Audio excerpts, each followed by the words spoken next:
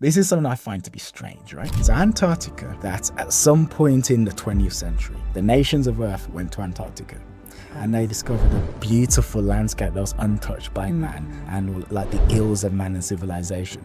And then they all came together and they all held hands and they said, we should not destroy this. Let us make a pact to never destroy this with human hands and to sully it with technology. Okay. So they create the Antarctic Treaty where they all agree to just never go there ever again and to block anybody from going there. Hello to the person who's watching. This is another episode of the Man Manual. Although today we've got a bit of a different episode because we're not talking about dating. We're not talking about relationships. We're not talking about love, but we are kind of speaking about personal development maybe. So I got my friend Anna here. We're going to get into some juicy topics from aliens, interdimensions, time travel, crazy things like that. So thank you for being here. Yeah, thank you for inviting. Thank For making you this happen. Thank you for being invitable. So something I want to say to the person who's watching is this. So you're going to hear some stuff that's going to sound a bit unusual, potentially crazy. What I want to say is please keep an open mind if these topics are new.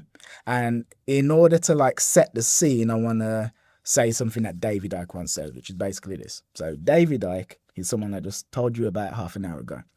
He basically said this. If you imagine that everything that is possible fits into like a stadium, for instance, and that's everything that is possible in reality, the world we live in is one where we think that actually everything that is possible is what is in this phone or like what's contained in this phone. However, it's not that. Everything that's possible is all of reality. It's like a massive stadium. So like they say that everything that we can see, smell, touch, hear, taste is less than 1% of actual reality. Like less than 1% of everything that's going on around us. That's what scientists actually say. However, the way human beings are is... Oh, go on.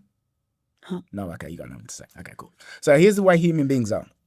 We believe that what is possible is what we've seen around us. And if we haven't seen it, we don't think it's possible. For instance, the Wright brothers made a plane some 150 years ago, but everyone around them thought that they were psychopaths.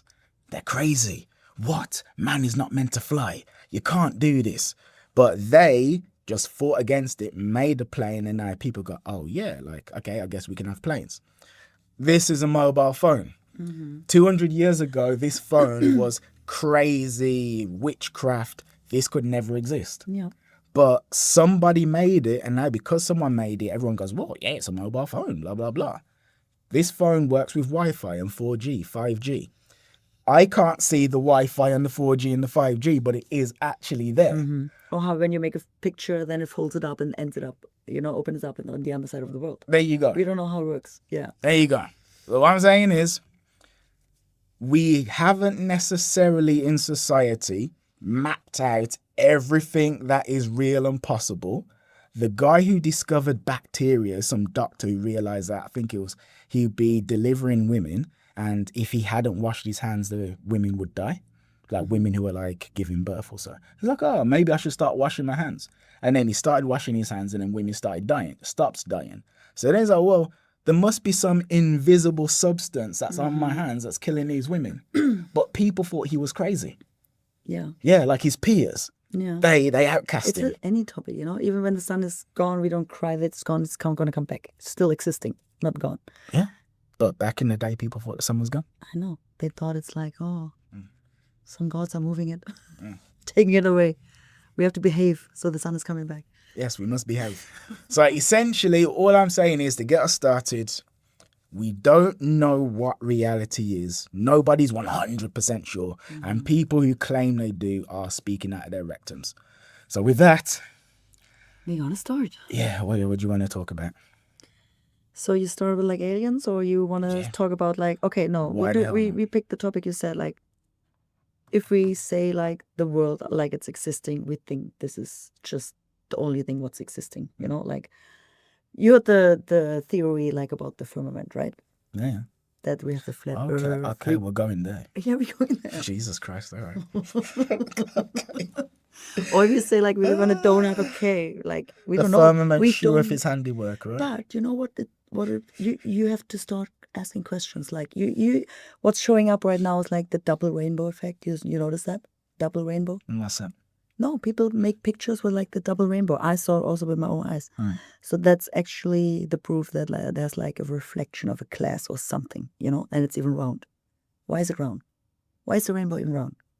When you see a glass and the sun is shining, you see the reflection of a rainbow on the table. You notice that? Do you? Yeah. And I say that again. So when you have the glass in the sun and the sun is shining on it, it's a reflection of the glass with a rainbow pops up. Oh. If you not have seen it, I promise you will see it in the future. And is that rainbow curved? No, because this is not curved. But that's when you have kind of point you I'm have getting to, at. yeah. Oh. Or when the sun and the moon is there, you see at the same time. The physics say the sun is like lighting up the moon, but well, both is at the sky right now. So how are you gonna explain that? Or we're in the airplane, why we are always flying this when the Earth is like round? Don't you have to just like balance it somehow? All right, so just so we're clear, all right. Okay. I went down the flat Earth rabbit hole like 10 years ago, right? Mm-hmm. For like about 6 months, all I was doing was watching flat Earth videos. Okay?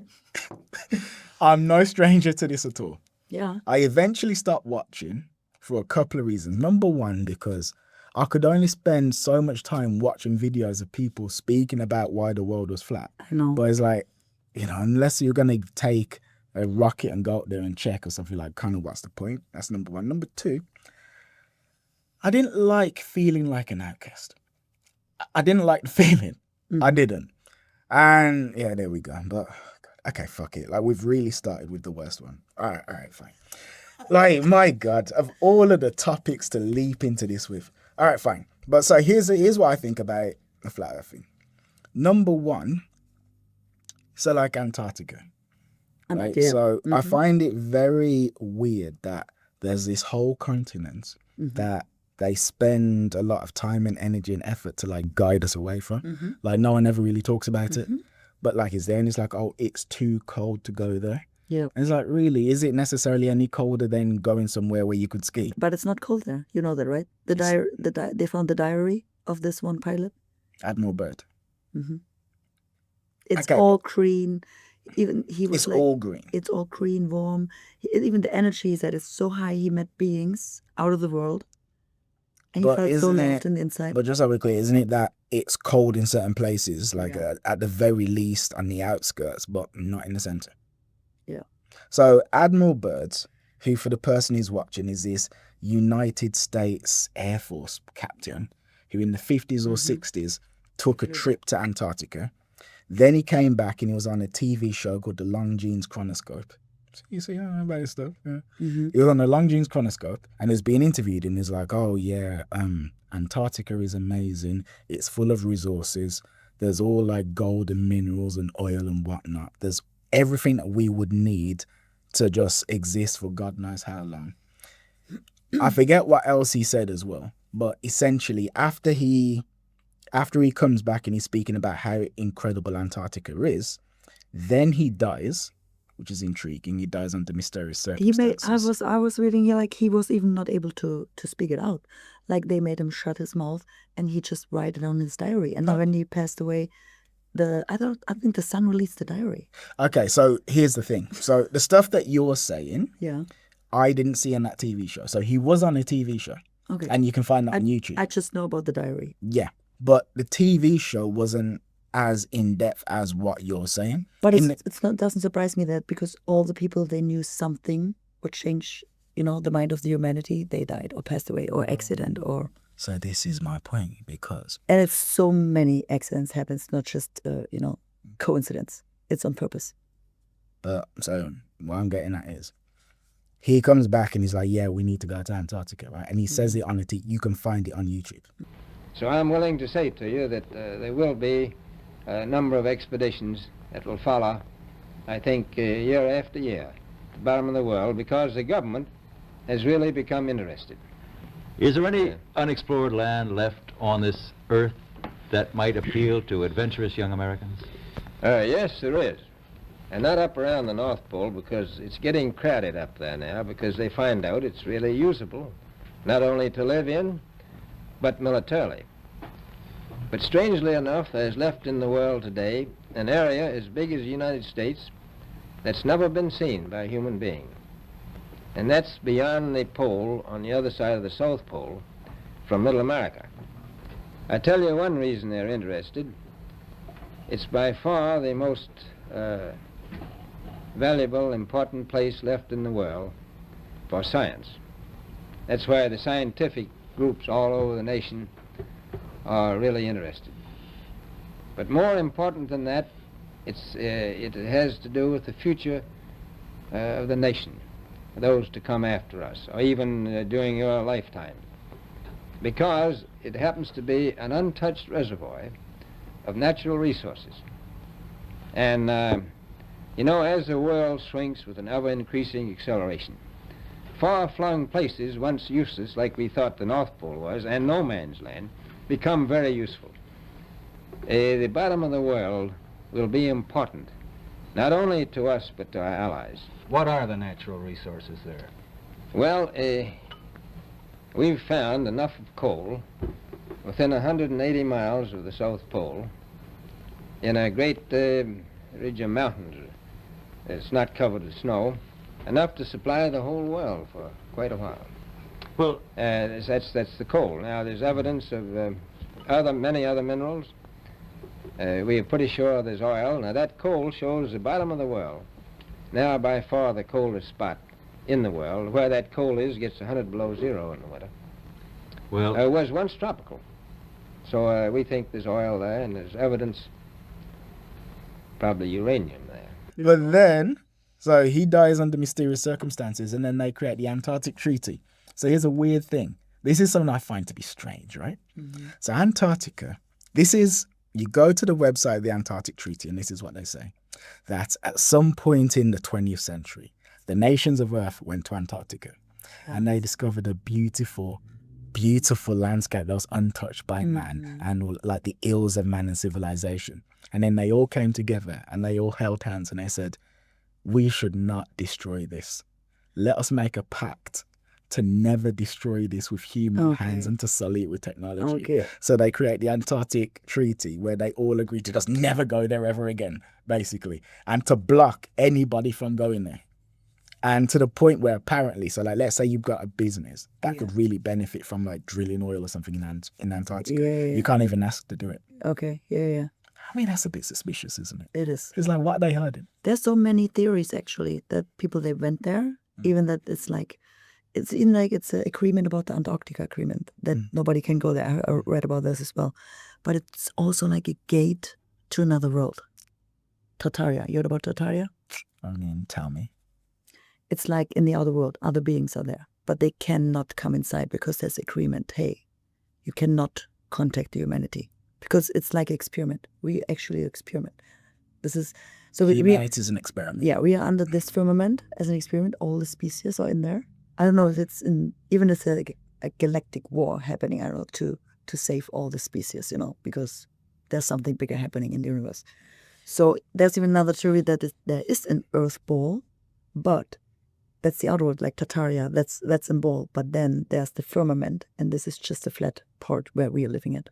So we're just like a terrarium, from a bigger world outside. I see. Yeah. You know what I mean? I guess. So there's a ball, and then you put like just a firmament about it, and we cannot go inside, and there's like more beings outside. Do you know anything about these beings? Can be anything. Like it's like the Pleiadians, Arcturians, Lurians, Syrians. All right, so Sirius. Yeah. Who are these beings? They're like aliens. No, but I'm saying like describe them. So you've said Pleiadians. Now, I happen to know they vibrate higher, like in another dimension, 5th dimension, 6th dimension.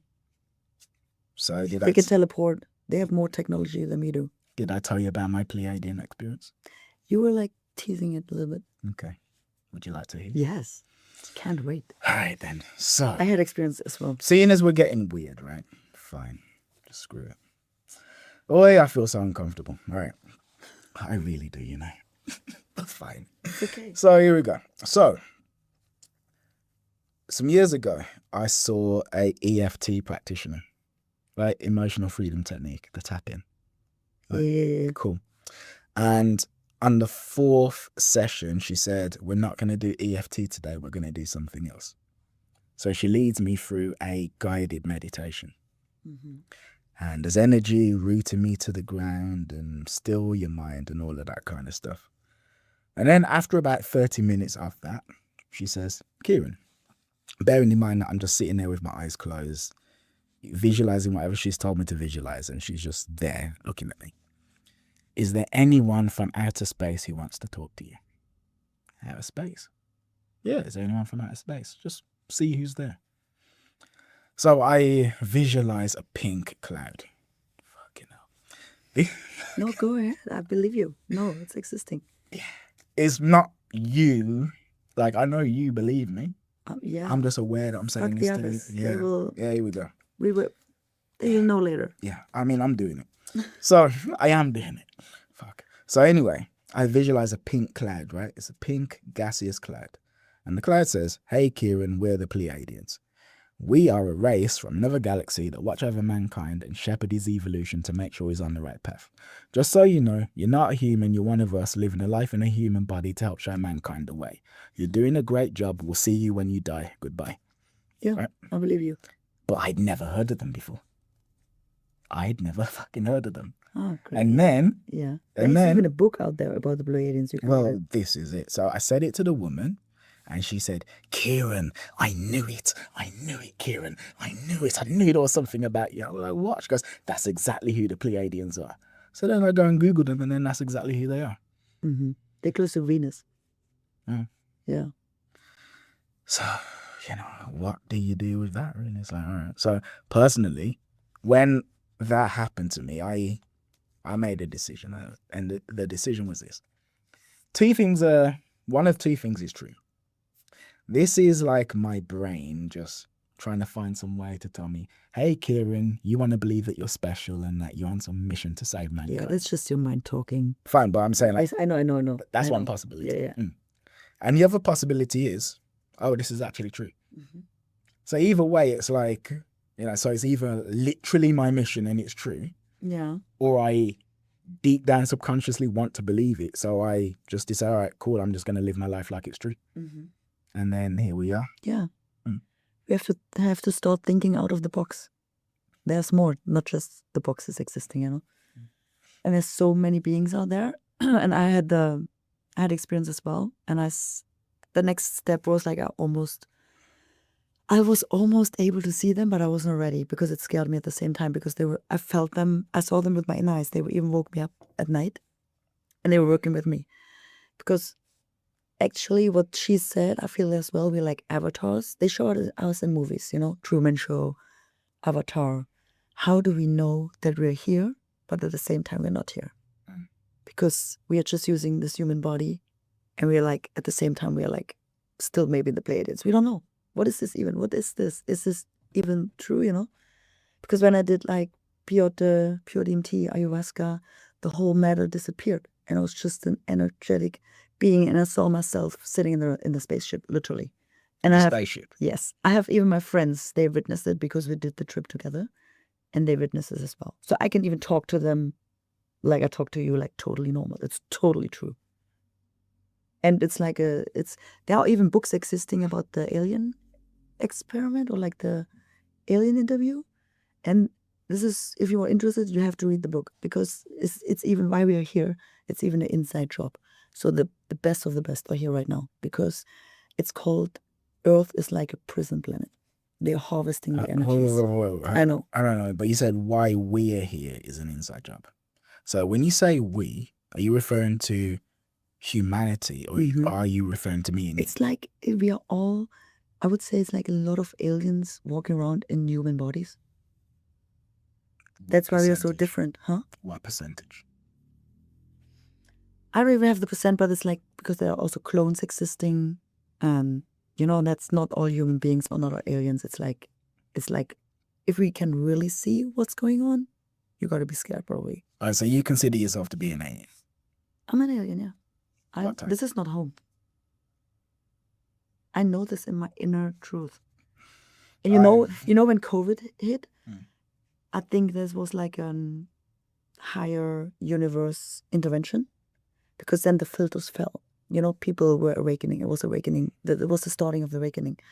And this was the point when I had the inner feeling, oh my God, I miss the Pleiadians. I didn't know where the knowledge even came from. I felt so homesick. I'm like, this is not my home. And all the memory came back because we were all brainwashed. So, and then they even showed up in my they woke me up at night, and I knew they're freaking standing there because I felt it I saw them in my inner third eye. And the next step was like, shit. Next step is I'm going to see them. I'm not ready. But I felt them even in person. There was a man and a man and a woman.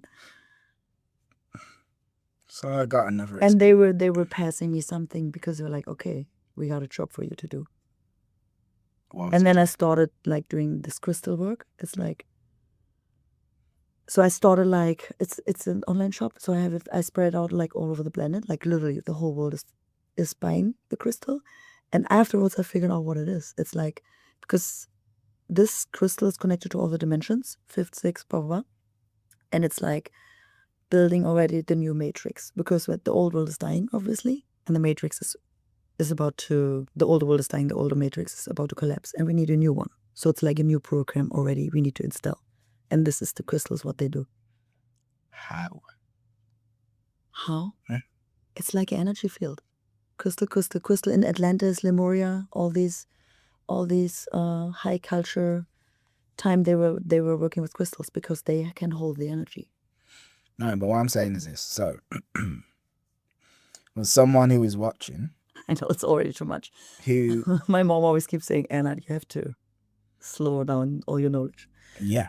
So for someone who's watching, who's just heard like, oh yeah, so we've got crystals, and these crystals are creating a new energy field in the planet, things like this. That sounds utterly insane. I know. However, the way that we make it less insane is to break down the concept of how that would even work. Okay, put it that way. Because so you see the world, I see the world, even all like the universe, the picture of the flower of life, like all these little dots, and it's all sorted. So now the universe is sorting itself again because we went into chaos, into unsorted light.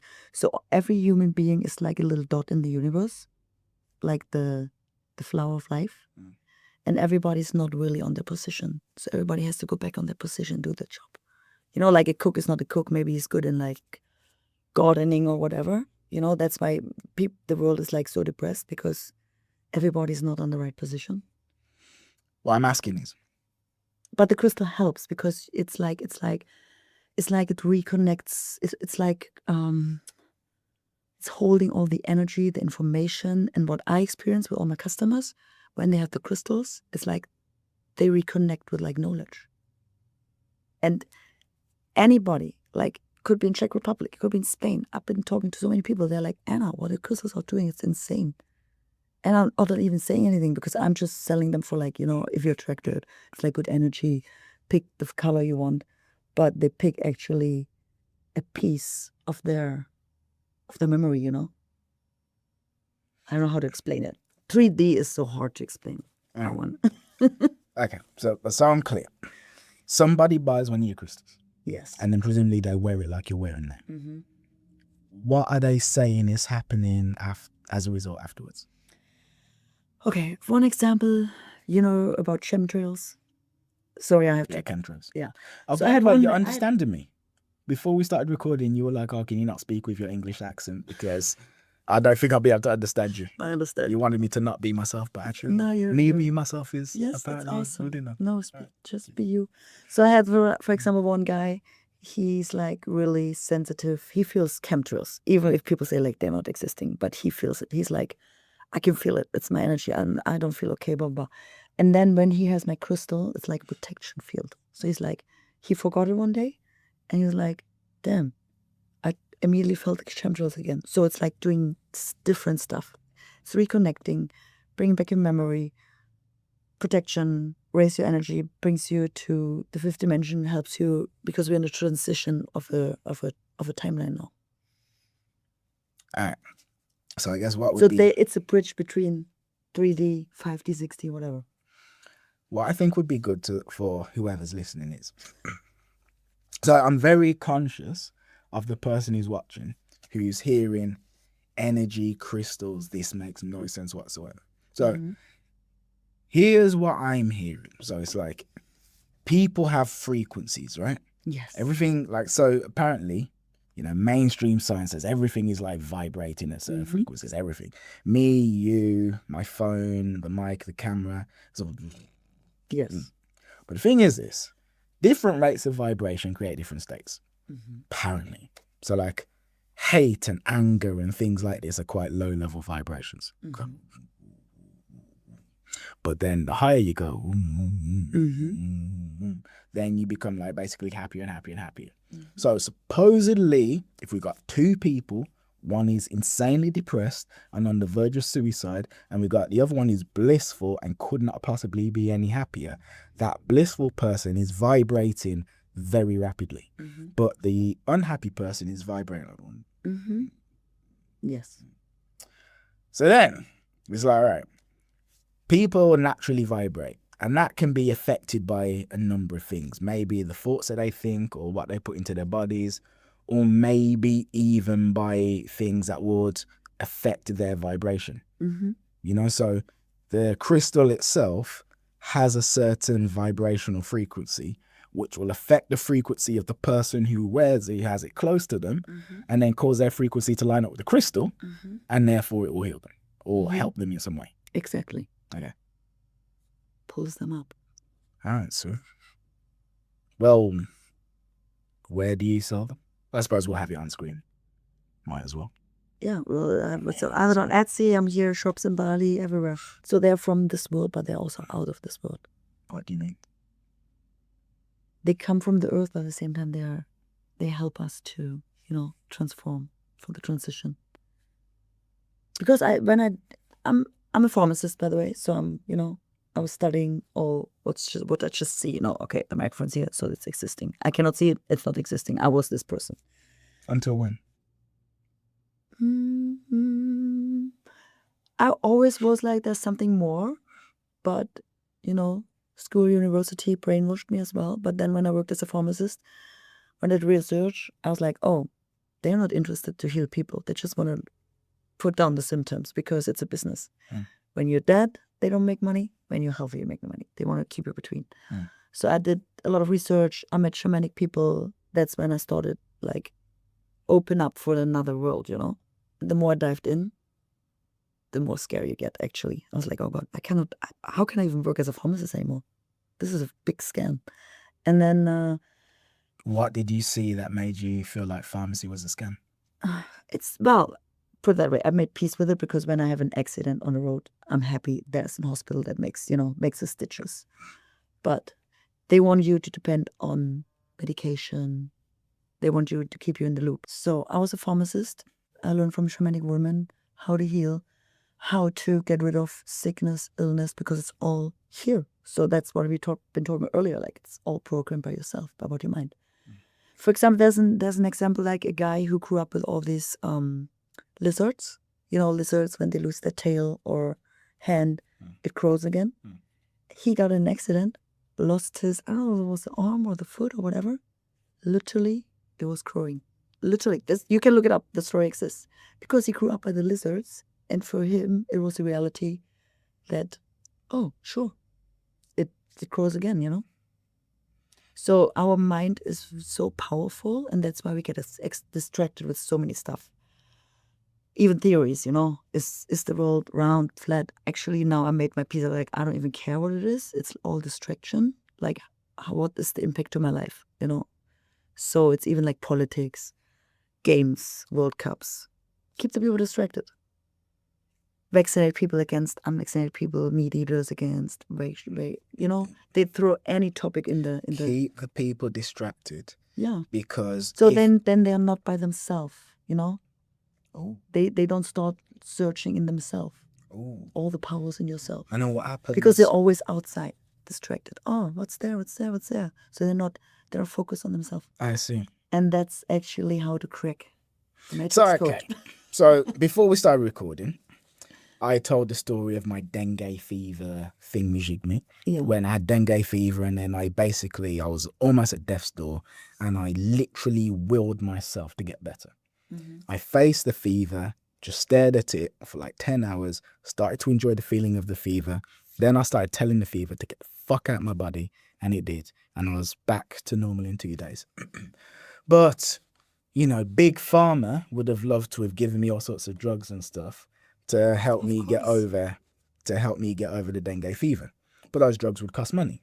Mm-hmm. So they presumably wouldn't really want me to know that all that I need to do is to actually just will the fever out of my body, because then how do they make their money? Yeah. And that is actually part of why I don't take modern medicine too seriously. So like, for instance, Same. I have had, and you know, coming from you, a pharmacist actually means something, because I'm just like an uneducated idiot. Yeah, no, right? but that's He doesn't know better. No, I'm like a doctor, yeah. I have had hay fever my whole life, right? Yeah. Very bad hay Same. fever. There's nobody I've ever met that's had worse hay fever than me. Comes from the shot. It's side effect of the shots. What shot? Vaccine. Oh, you know what? Maybe. But No, anyway, it is. It is. Here's the thing. Hay fever, huge, massive. Every summer, sneezing, crying. My eyes are red and streaming, whatever. So my mum would take me to my doctor. My doctor would prescribe like nasal spray and tablets and whatever. Salute. Yeah. But here's the thing. In 2016, I did the keto diet. Now, I wasn't doing it for hay fever. I was doing keto to try and like shred and to boost my cognitive function. Mm-hmm. And it worked. But I did it in the middle of summer. And then I realized that my hay fever disappeared. Fasting is the best what you can even do. But then it was so weird. It's like, where's my hay fever gone? Where's my hay fever? Yeah. So then I Google keto and hay fever. And it's like, oh, because hay fever is largely linked to sugar. Oh, because when you do keto, you're not eating any sugar, right? Mm-hmm. So I was like, how comes no doctor told me this? Brainwashed. Because I'm like 32 or something. I've had serious hay fever since I was like 13 years old. None of you ever told me that. All I had to do was not eat sugar. So they know how. Do you know how they keep us sick? It's about medicine, nutrition, all the sugar what you're saying, chemtrails, fluoride, the water. So they poison you. You're telling me that they actively want to make us sick? Yeah. Actively. Yes. Actively. Actively. Like that is their goal. They want it. Not like they don't care, right? Not like they don't care. No, as in, they do it on purpose. I don't care about my wife's I go even happiness. further. No, they do it on purpose. Why? To keep us in the lower vibration, sick. You're busy with your illness. They want you to do a 9-to-5 job, so you're busy. When you go home, you're tired. Have to take care of your kids, so you don't have time to take care about yourself. All right. So here's the thing. Distraction. Keep them busy. All right. So let's say this, right? Let me put this into terms a lot of men could understand, or people watching. Let's say I'm a man and I've got a wife, right? And my wife starts working out at the gym. Mm-hmm.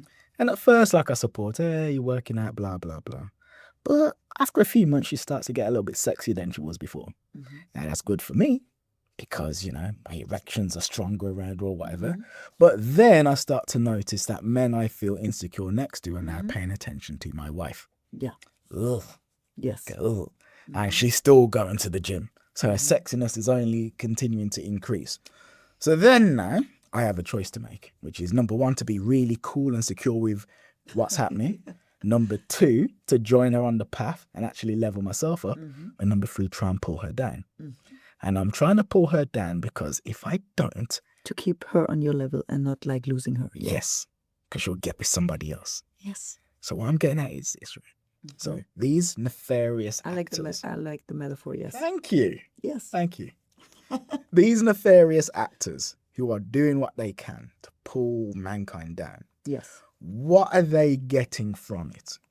For instance, why do they care? So, Okay, so life is all a game. Like universe is actually experience itself. Like, it's like a whole game. So it's the end of the game when you figure all out and you're leaving the matrix, the system. They want to keep as much as they can inside of the dogs. but why do they care? It's a game. And they're harvesting also the emotions, the energies. It's like a duality. We see, this is what I'm getting at. Yeah. So what I'm getting at is this. What is the fundamental benefit? Because it's like It's like the experience making a... And firstly, who's they? Firstly, who's they? You don't see them, All right. The marionettes, like it's like you heard about the elite, like Rothschilds or Rockefeller. All right. They're like... Are you saying that they're not good people? Is that what No. you're implying? Yeah. Are you implying that they're not even people? They are beings. No, they're not people. Oh, they're consciousness. It's oh my God, it goes, I think it's like over 1,000 of years it's going, this game. And now it's like, even they get tired, I think. So we're like about to get to the finals. Yeah, so here's what I've heard, right? Here's what I've heard. So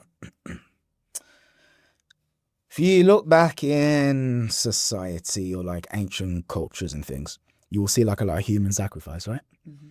And that's what you see a lot in the Epstein files as well, Mm-hmm. right? Yeah.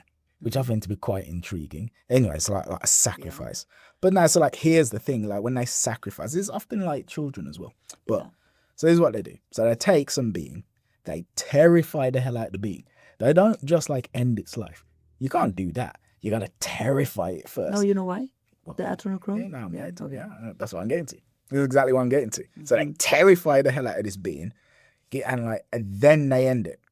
So now, why are they doing that? I mean, are they horrible and bloodthirsty and sadistic and evil? Yeah.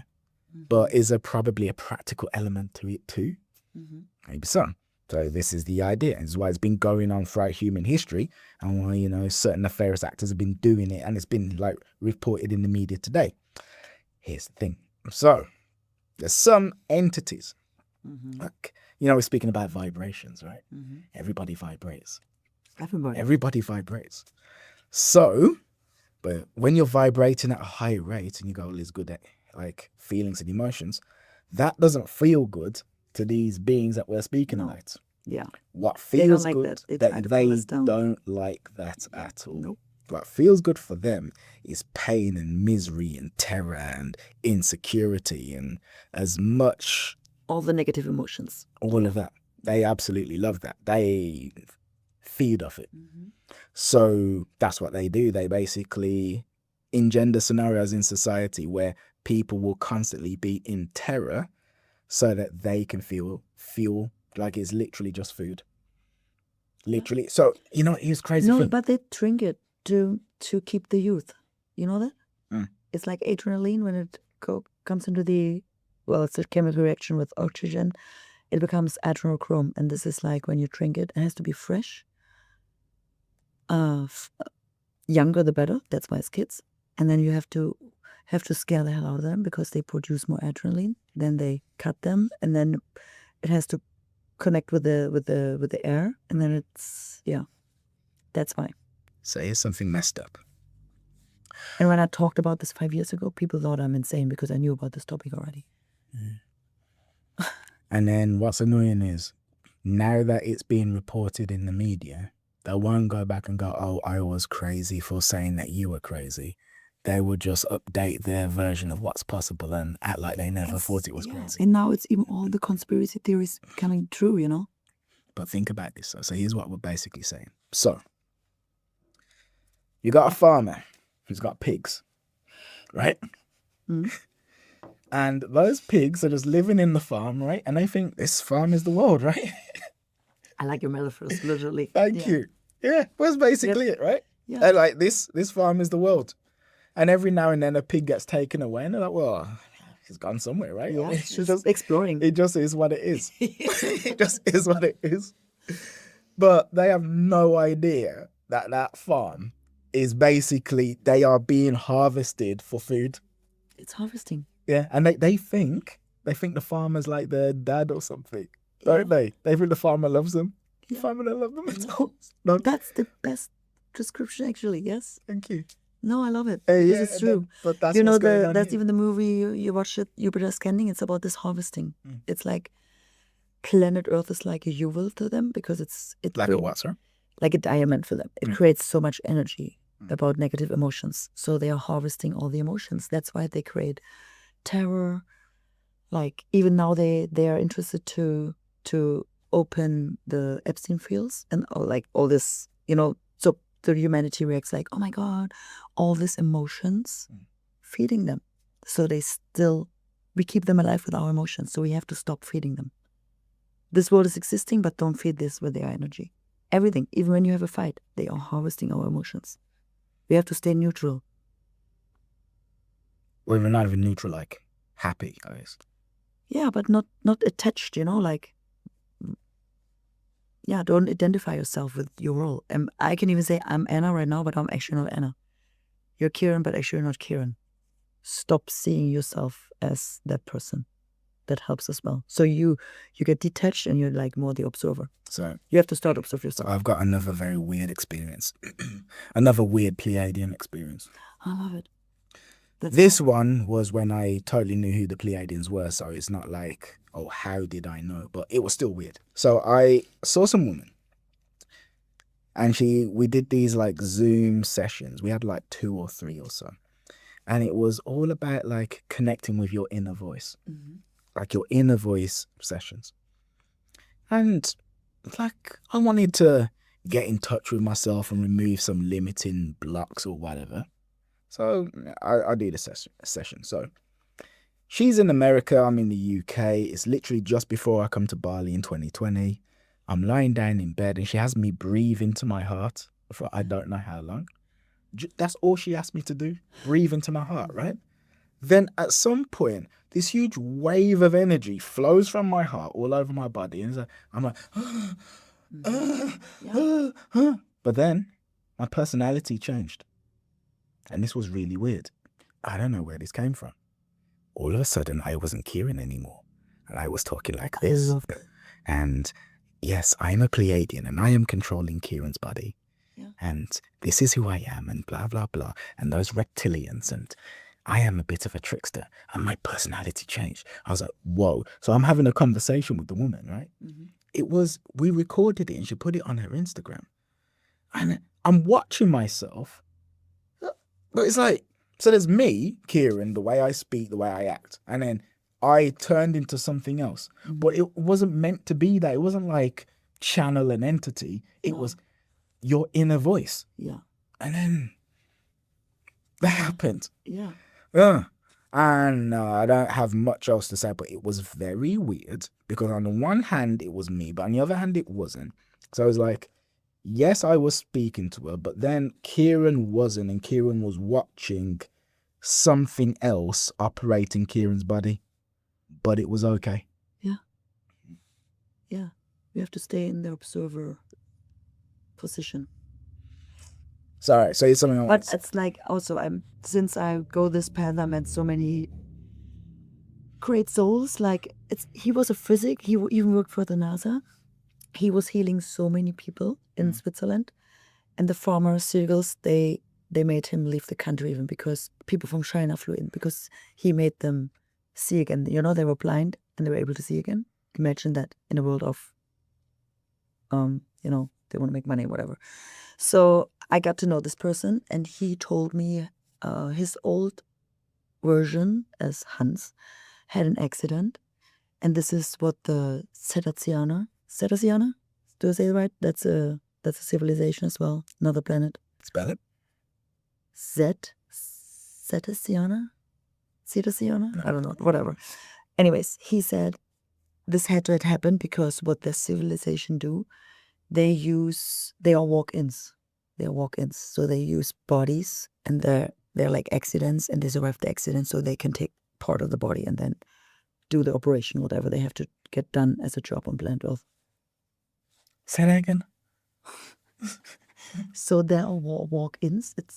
You can even Google it. It's walk. What is a walk-in? It's like aliens. They walk into your body and take place, and then they do whatever they have to do as a job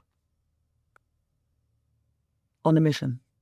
Temporarily, yeah. Because now he texted me that he's gone, and now it's like it sounds like too many personalities are living in one body, but that's what's actually happening, and that's why so many psychology sicknesses. That's actually also the reason. Like like when how's it called in English? schizophrenia. Yeah, this is it. Like what's happening? They have even different voices.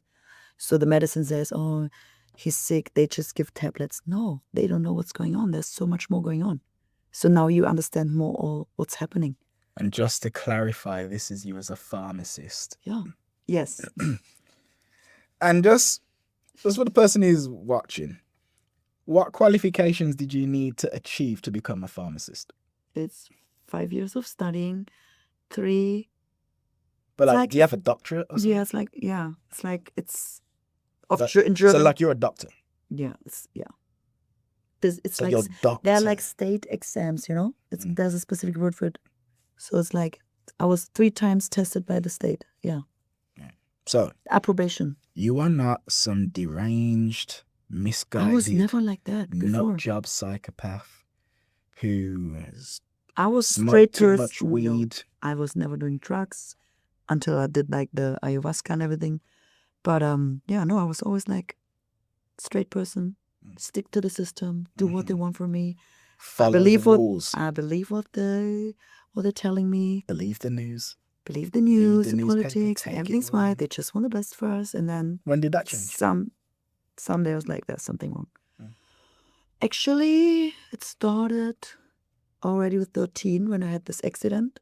13? So I was crashing against the wall. And I think my third eye was opening by then. Because then I started like, what am I doing in this body? I'm able to teleport. I can move things with my thoughts. And I don't even know where the knowledge came from. I had this with 13. And believe, as a teenager, it's a weird feeling. You cannot share your inner emotions or knowledge with anybody. They think you're fucking, what's wrong with you? So then as a teenager, I started drinking, stopped with this version. Then I was just living a normal life, became a pharmacist. And then this version came out again. Like, there's something more. I was like reading books, angels, the normal stuff, meditation. And then my brother had like a what is it called? Slippery disc. Is it called? Slip disc, yeah. So no medicine helped him. He was like, he had so bad pain. And my dad was like grabbing him, hey, we just go there. There's a woman existing. All the soccer team bringing them are going there and they cannot walk and they leave the room and then they can walk again. So they went there. After they came back, because my brother was like he could barely walk. He came back like nothing happened. I'm like, what the fuck? Where have you been? Well, we were at this woman. She's even like, when she looks at you, it's really scary. She's an alien or whatever. But she's like, she knows everything about me, even that I don't tell her anything. So she saw what's happening. She was taking the energy outside, blah, blah, blah. So from then on, my family believed in something more. And then I was able to open up with my family. So I can talk about aliens with my parents for sure.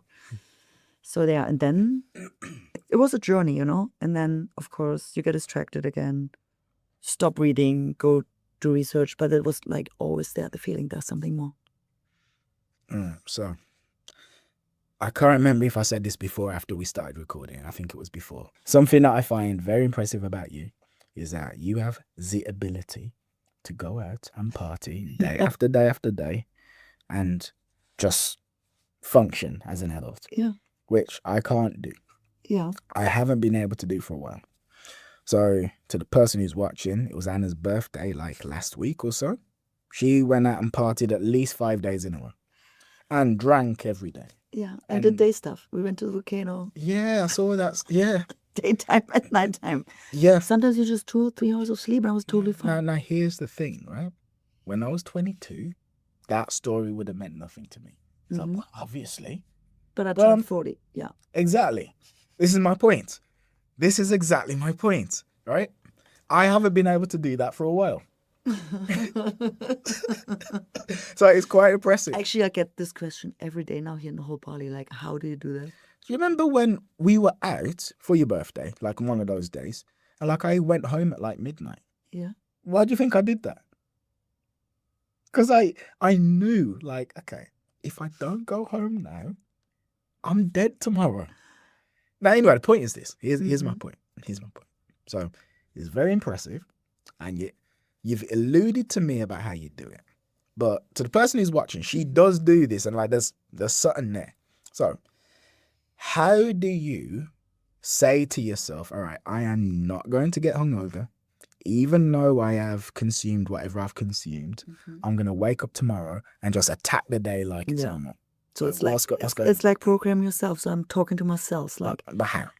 What's the process? I'm saying I never have hangovers. So your word is like a magic stick. Be careful what you say. It becomes reality. You just say that to yourself. So yeah. So my body is my kingdom. My cells are my workers, and I'm leading my team. So I keep saying to myself, I never have hangovers. So I have to experience the reality.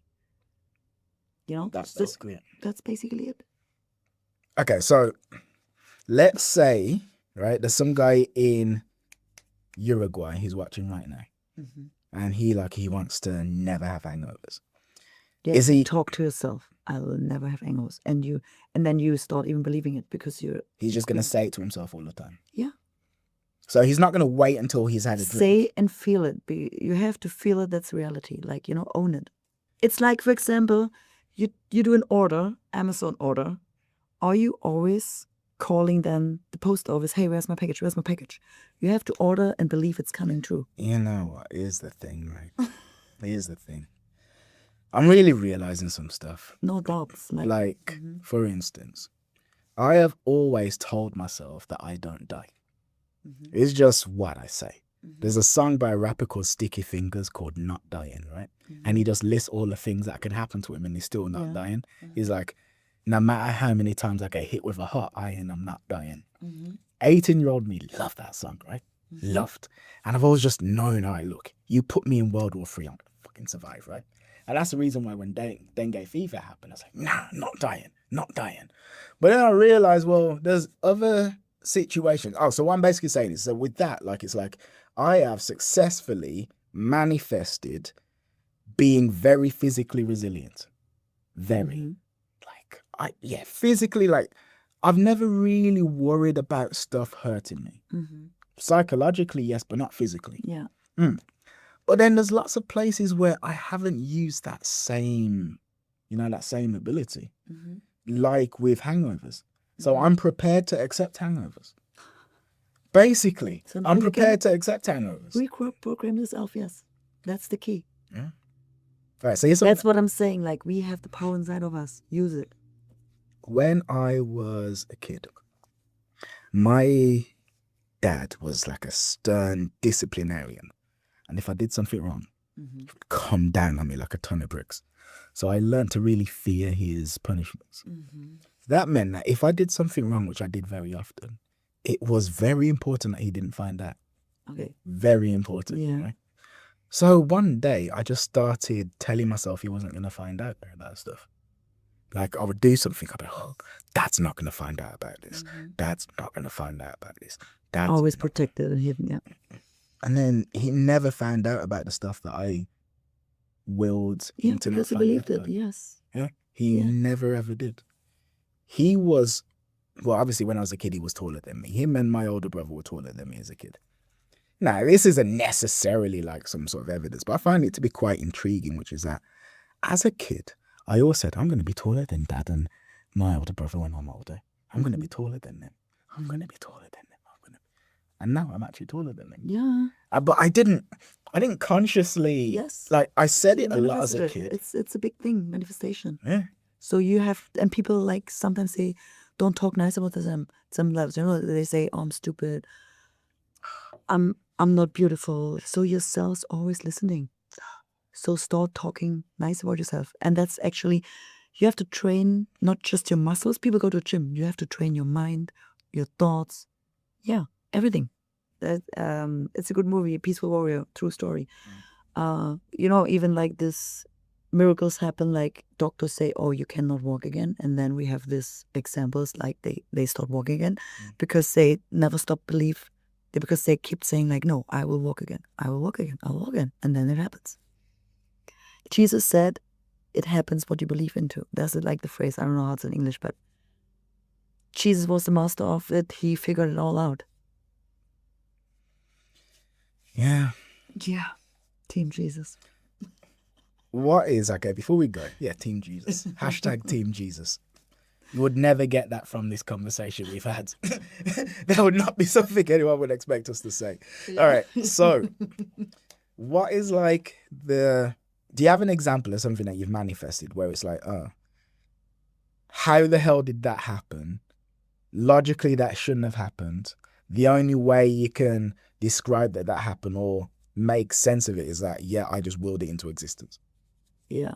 You can even do it in the same moment. No, but I'm saying like an example of something that you've actually manifested. Oh, there are many, so many. Like even like I keep saying like I will make it anywhere in where I want to, like even clubs. I told you like I'm never ever pay it at all. Even if it's sold out, I will always find a way in. Always. And people, and even my friends know already. For example, I was at the birthday and they all had we were on the way to this event and they all had like the tickets. And I'm like, what is it? Oh, you didn't buy a ticket? I'm like, no, you didn't tell me. Oh shit, it's sold out. I'm like, well, I will figure it out. I'll always make a way in. At the door, because they were like a mixed group, my friends were like introducing each other. Okay, she's the girl, we get always da, da, da, da. And then they literally introduced, and I went to the door, saw one I even knew, and then I was like, so I heard the tickets are sold out. How can I make it in? And he was like, well, here's your ticket. And in this moment, my friends said like, and Anna's the girl, you always make it in, even if it's sold out or you don't have a ticket. So this is what I kept saying. But you can change your reality also immediately. For example, I was in a tram. I was like, I don't buy a ticket. It's just 2 stops. Fuck it. So then, of course, some controllers came and I was like, oh, damn it. No, that's my matrix. I'm the creator. I have to rewrite the script. And I was like, and then they came and they were talking to me and I was just saying, oh, the app was not working. I couldn't buy a ticket. And then they literally said, oh, how long are you going to ride? How long is the ride? I'm like, just 2 stops. It's fine then. Just stay and then just leave. So they didn't make me pay the fee. Because I literally in the moment, I was like shock frozen. I was like, shit, I don't want to pay, But then I was like realizing my emotion, my thought. I'm like, no, this is not going to happen. It's not going to I'm not going to pay. It's my matrix, my movie. I'm the actor, I'm the creator. And then this even happened. It's like you're passing the new text. So I'm realizing. So in any situation, even when you're like, you're about to like, hey, you have to go to prison, you can immediately change the script. You have to be aware about it. You have to say like, it's not going to happen. I rewrite my script right now. Everything that you're speaking about, I've done like in bits and pieces over the years. Like me getting into Bali in 2020, that was like total manifestation. So. Yeah, me too. I was like, for example, when I came 2020, also first time to Bali, I was like, oh my God, 2 weeks? I need more time. I'm not done with this. I want to come more often. And then next time I came was like actually 5 months. And I'm living here 50-50 because that was my wish, my manifestation. And I found a way to make it happen. In 2019, I realized I hadn't done enough traveling. So growing up, I would go on holidays with my parents a lot. And I really liked it. I liked like going overseas and feeling like an international person. But then for some reason in my adult years, I just never really took any holidays. And I didn't like that, really. I didn't like the way that felt. I wanted to travel. 2019, I'm like, nah, this is gone on too long. I need to start traveling. So in January 2020, I go to Thailand. And I have a great time. This was when COVID was this mysterious Asian illness. And if you went to Asia, you might catch COVID and die. I went to Thailand then. Because I was like, well, look, the death rate doesn't seem that like scary to me. It was like 1% of no disease. And this is me feeling superhuman. Like I can't die. But it's like no disease that only kills like 1 or 2% of people that catch it is killing me. Nah. But anyway, I go to Thailand. Now, so I'm in Thailand. And when I'm there with my friend Joe. Hey, Joe, if you're watching, he probably is. And Joe says to me, Kieran, you would love Bali. I don't think I'd even heard the name Bali at this point. Yeah. Maybe I had it. He goes, yeah, you would love Bali, Kieran. You should go there. It's like right up your street. So I do my research on Bali. I set my Tinder location to Bali. Have a little swipe. Realize that I liked what I saw. It's like, maybe I would like Bali. So I buy a ticket to go to Bali in April 1st of 2020. But then I come back to the UK in some like early February of 2020. And from February to April, COVID really kicks into fifth gear and the UK goes into lockdown and everybody's in their homes and oh no, the world's ending, blah, blah, blah. So I end up not going to Bali, but I'm in my parents' house on lockdown for months. So literally did not leave the house at all for about 2 months, maybe 3. I literally didn't leave the house at all. No? Yeah, it was called the lockdown in the UK where... Well, we had a lockdown too, but I didn't give a fuck because I knew it was like a scam. Ours was very serious. Okay. Like, you were not allowed to leave the house. I know. The streets were empty because I was outside, but most people were like listening. Here's the thing, right? When it all started, I was like, okay, it might be rubbish, but it might be real. I started to realize it was rubbish, but at that point, I'm like, oh my gosh. Like, here's something that happened to me, right? They can manipulate you because they put you down in fear. So you're like, Yeah. Because, like, you know, it is also possible that some pandemic could occur and, like, destroy society. So I was like, oh my gosh. Like, I remember at some point as well, I'm walking down the street and McDonald's was closed, right? And it was about 5 p.m. Now, tell me if you've ever seen McDonald's closed during the day. I know. Never. That really got to me. I was like, oh my God, what's happening? Oh my God, the world's ending. So anyway, so I'm in the house, lockdown, blah, blah, blah. And I started to get physically sick. I was depressed, etc. And I had Bali on the brain. It was like there was something calling me to Bali. There really was. I couldn't stop thinking about Bali. I was like, why do I care so much about this place? I had to go. Had to. So then I was like Tinder swiping in Bali, like I said. And I matched some women. This was when I was like planning to go on April the 1st. But the thing is, even after I didn't go, I was still like Tinder swiping in Bali and like having conversations with women because I was lonely, right? I was like locked down in the UK. Crazy. So then I started to form like relationships with these women who I'd never met in person. And I'd be having hour-long conversations with them on the phone. Yeah. It'd be like midnight or 1 o'clock UK time. And like 8 o'clock or 8 in the morning Bali time. And after a few weeks or months, or however long it was, one of them said to me, hey, Kieran, you can get into Bali with the right visa. Can you? Oh. And then the long and short of it is she put me in touch with a visa agent who got me a visa. But at that point, I'd never even heard of like Bali visa agents or kit-ass visas or anything like this. But I was just thinking Bali so much. Bali, I was obsessed. Yeah. And then it just came into... But me too, yeah. But I was actually January 2020, right before I was here. And I was actually planning a ski trip, but all my friends were kind of like canceling. And then my friends asked me, hey, I'm planning going to Bali, want to join? I was like, sure. And then actually all the people, they canceled the ski trip, they came to Bali. So that was even more awkward, you know? Like it was like meant to be. But I think when you travel to places, like your soul reconnects also with the places. It's like activating. That's why the places are calling you as well. What do you mean? For example, you had the inner call like Bali's calling me. Bali has a higher vibration. It vibrates definitely higher. That's why everybody's also happy here. It's also a different energy, you can tell. And then when you, for example, I'm also following, for example, Colombia was calling me last year. You know, Colombia also have a lot of shamanic spiritual beings there. So when you travel to those places, the place has also energy that needs to reconnect with your body or yourselves. That does make sense. Because there has to be some reason why I've just been places. That's why you're like obsessed with some places. On some point, you're like, I have to go there. Something is waiting there for me. I know it. My soul wants to be there. Yeah. Right, so I guess that is a good place to end it. Yes, and over here. So, if you've made it this far, you're clearly a very open-minded person. So, Definitely. welcome to the tribe. If you have more questions, put it underneath. We can do it again. Yeah. I mean, because we only covered really like half of what we planned to talk about. Yeah, We didn't speak about dimensions exactly. or timelines or anything like that. So let's see. Would you like to see Anna the Pleiadian again? If so, let us know. Would you like to see Kieran the Pleiadian have another one of these sorts of conversations? If so, let us know. Let us know. Yeah.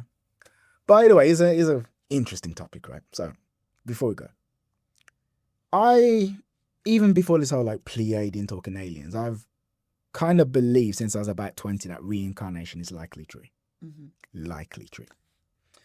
And then there's something about that I find to be quite intriguing, which is, okay, let's assume reincarnation is true, right? Well, I'm a black person, right? So my genetic lineage comes from transatlantic slavery. But maybe I was a white slave owner in a past life. Maybe. Yeah. Yeah. And then, so here's the thing. And this is like something that kind of I find crazy. So like black people will go, you know, you white people, you did this to us in slavery and you did that to us. But then what if, right? So you've got the soul of a former slave owner in a black body, right?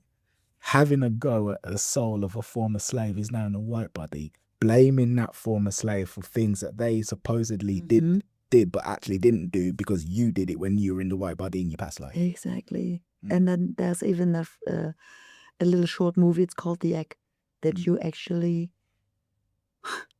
No, like we are all... You experience actually every role. In one life, you're me. Next life, I'm you, you know? Actually, we had this situation like multiple times because everybody wanted to be Anna. How it feels to be Anna. How it feels to be Kieran. You know what I mean? All right, so what you're basically saying is, just so we're clear. Okay, yeah, we're It's hard to follow, I know. All right, no, I think I got it. So. All right. There's a movie on Netflix, Django Unchained, right? Let's assume that's on Netflix. So, the movie Django Unchained is the movie. Yes. Yeah. Now, I can watch the movie. The text is... You can watch the movie. Yes. Everybody can watch the movie. So, what you're saying is, the experience of Kieran Brown is like Django Unchained. Meaning that the Kieran Brown experience isn't limited to whatever entity is operating Kieran. The experience of Kieran is something that anybody can have. So then we're jumping to the different timelines because Kieran is playing Anna in a different way. Like Theo is playing Anna, for example, you know? So that's why different options, different timelines, different endings. So given, you're saying at some point, every soul is going to experience every possibility. Yes, you were because even, why the hell? You were even Hitler in the past life. Sorry, you were even him. Okay. Until everybody experienced everything. So, imagine that the universe or all this life is ending. There's no ending. So I've been a porn star. Yes. Cam girl. You know the song? In Chris Brown's Body. Who's the song? No, there's the song. They even showing us in songs. Chris Brown's Body. Yeah. He is making things. And then yes, even at the end is like DJ Khaled. He's like in this body, and they talk about in this song about experiencing different bodies. And now when I notice that, when I see these things, I'm like, oh damn, I know what they're talking about. I mean, it makes sense though. I mean, it's Freaky Friday. It's a song Freaky Friday, Chris Brown. It makes sense. The thing is, all right. Okay, we're not stopping. So, here's the thing. So, for me, like living in the world, right? I believe that being young is better, being strong is better, being intelligent is better, blah, blah, blah. But for my soul, it's probably just all experiences, right? Yes. And my soul probably doesn't really care. Just like... Because imagine, like, because when I had this psychedelic experiment, I went out of my body. I was literally, I felt like a star in the universe, just this light ball. Pure of love, happiness, unconditional love. Nothing could bother me. But then there was a little feeling like from down there. I was like, oh, damn. Nothing is all right. There's Anna down there. She's still complaining about something. And I tried to leave myself a message from up there. Literally, it was so hard because I was not really in my body. And you know what I was writing down? All is love. Because how can we know what is love if we don't experience the opposite? To actually just experience the opposite of love, to know what is love. You know what I mean? Yeah. So this is just the experience. You can't appreciate health without being unhealthy. Yeah. Yes. You can't appreciate warmth without being cold. Yeah. Poverty, wealth without being poor. Yeah. And there we go. We're going to have to end it now because I badly need a wee. Yeah. Badly. I've been bursting for like 15 minutes. Okay. But, anyway. Yeah. No, No, bro.